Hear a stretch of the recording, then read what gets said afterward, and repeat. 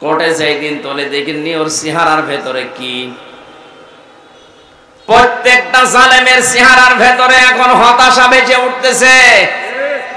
অথচ এদিকে তাকান স্টেজের দিকে, এখানে অনেকেই ছিল এরকম ছেলে, হতাশা না।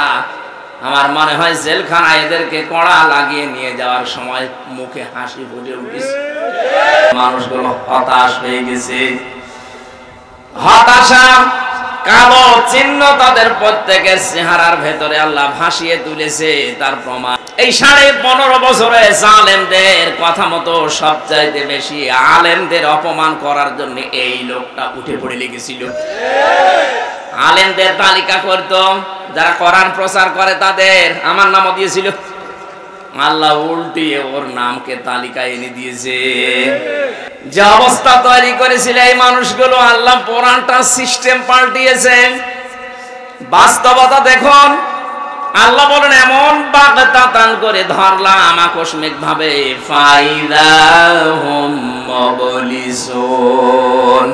আজকে আদালতের এজলাসে দাঁড়িয়ে হাওমাও করে কাঁদছে। কয়েকদিন আগে আমারও মামলা ঢিসমিস হয়ে গেছে, ওই দিন আমার শেষ হাজিরা ছিল।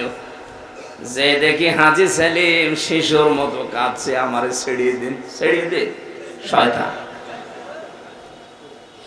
কথা তো হারাম বলতে পারে না, সেরকম নৌকা বলতে গিয়ে হৌকা বলে ফেলে।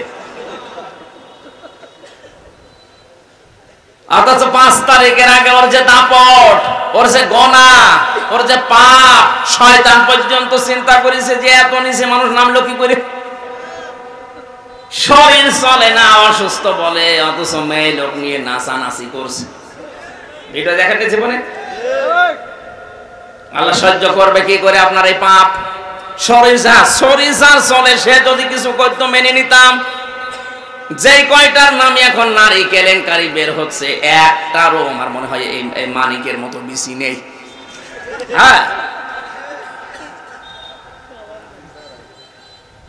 প্রত্যেকটা চরিত্র এরকম। আপনি একটা চরিত্রবান লোক দেখান এই জালেমদের দোসর যারা ছিল যে এইটা চরিত্রবান।